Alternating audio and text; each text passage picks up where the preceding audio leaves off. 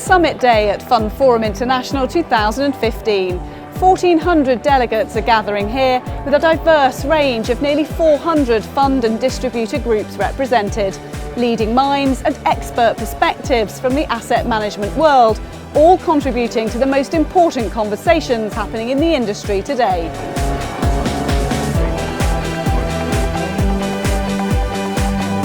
From disintermediation to disruptive finance, distribution was at the top of the agenda, with new challenges to the traditional model, such as crowdfunding, a hot topic. On the admission side, this is something which is evolving in the market. Experts from across the globe offered their insights into this brave new world, with entrepreneurs and angel investors in Jakarta, Hong Kong, Ethiopia, Bangalore and Jerusalem, discussing how these platforms can access new investors. There's a reality that I think finance hasn't fully grasped yet, and that is the fact that today we have 3 billion people online. That number is going to double in 4.5 years. That's enormous. And why is it going to double? Because some other industries have seen the potential. So they figured out, like, if we give everybody broadband access, there's a few projects like that. They're going to be like these, basically balloon stratospheric-based Wi-Fi stations. Facebook wants to give everybody broadband. Google wants to give everybody broadband. Why shouldn't finance not think like this? Why should finance not try to get into people's portfolios? Why should finance not acknowledge the fact that these people are going to be online sooner than later? So, more emphasis on the consumer and a need to engage with a new generation of customers who demand more transparency.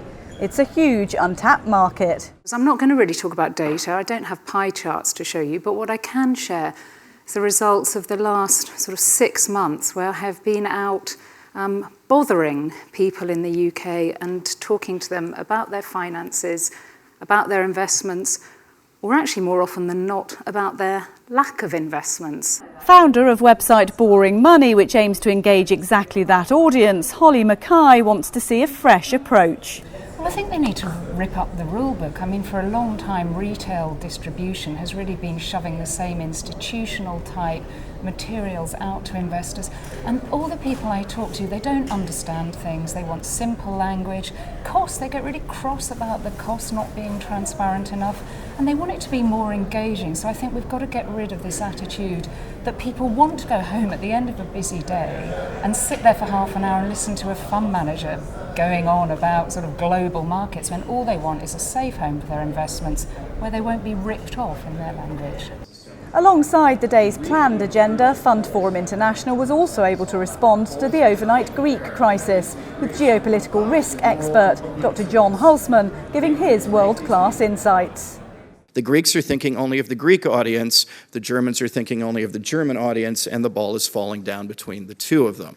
FundForum was actually looking at a real-world event in real time, and we had the Greek crisis kind of hit us. And so last night, literally, we talked about can we react, and Greece is something my risk firm deals with all the time.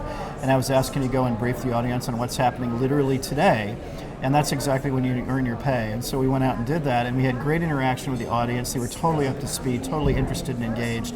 And that's one of those days you realize what you do actually matters. And people were asking you questions. It was a two-way collaborative thing. Exactly. It's never any good when it's one way. The best thing about these things is when there's Q&A and there's interaction. It's like dancing. You don't know where it's going to go, but if it works, it can be magical. And today was fantastic. So, a summit day of diverse and unique content and interaction, provoking far-reaching debate. It's as much about the sub-conversations that take place. The panels and all of that is interesting, but that normally sparks better discussions outside, where it's like, actually, it was interesting you were talking about this, and you can pick up on certain themes. I mean, I can, without putting my finger on it, I can sense that one of the key themes is price. It's price and the threat of passive. That seems to be one of the key themes. We could have said that should have been a topic for 3 or 4 years ago, but there wasn't the groundswell. There wasn't the feeling. Whereas now it feels like there is a groundswell. Now it feels like there is actually some momentum behind this debate. Not necessarily the outcome, but the debate. So I like FundForum for that. I like the fact that you're bringing all of these people together, and most of us are so busy that half the time you wouldn't have a conversation. You might have a conversation with these guys over here, those guys over here, but never together. And that's what I like about FundForum. It brings us all together.